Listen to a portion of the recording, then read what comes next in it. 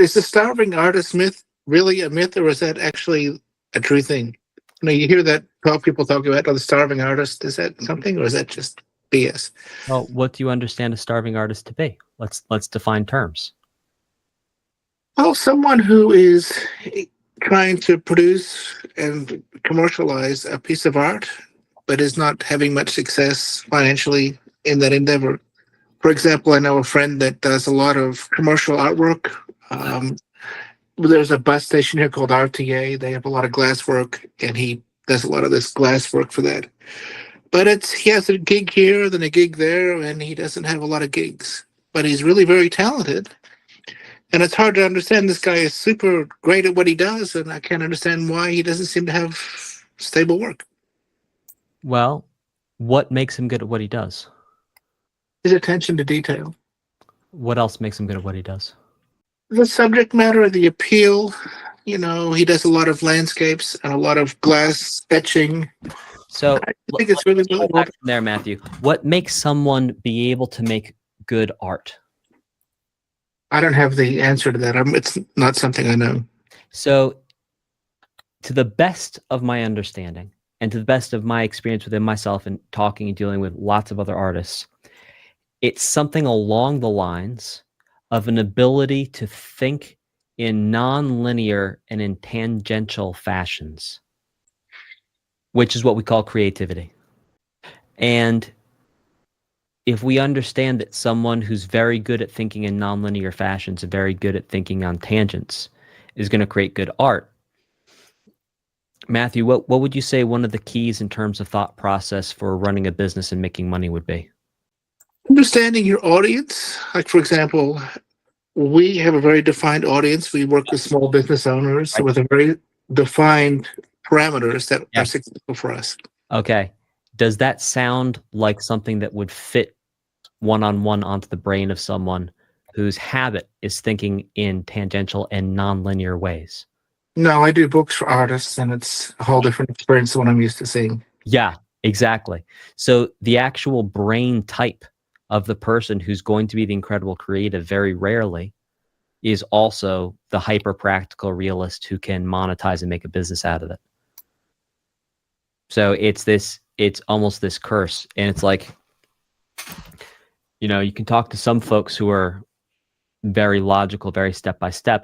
They're like, well, I can see the painting. I know the painting's good, but it doesn't really make me feel much.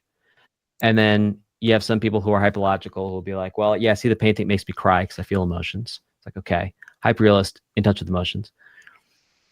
But if we compare those people to the artist who, wakes up whenever they want to wake up, they dress however they want to dress, they do whatever they want to do with their hair, their primary mode of living is self-expression in ways where they're in touch with their feelings as opposed to the repercussions. There's like people who walk around with crazy haircuts and piercings and tattoos everywhere. It's like they're in touch with their feelings and they're following their feelings as opposed to thinking, what if I want to get a job in 10 years? Yeah, absolutely. Right. So for someone who lives in that world, it would make sense that they would have a really hard time even thinking in ways that would result in generating money. Because to think about money, it's like we have inputs, we have outputs, and we need arbitrage. It's like you say the word arbitrage to an artist, and it's like, whoa, hey, hang on. I just want to go paint. Right? So it's like the starving artist, yeah, it's almost a natural result. It's almost an organic result, which is really interesting. It's like this, or it's like the natural state is to not be good at business. Whereas people who are good at business would naturally be less creative as artists. So it's like, I personally, me, Dan, I'm not a creative genius. I can be creative. I can do creative things. I've written songs, published songs, all that. But I've worked with people who are creative geniuses, right? But their life is a mess, right? Because nothing's structured. Everything's unstructured. But that's part of their genius. I would agree with that. So it's It's like, is the starving artist myth real?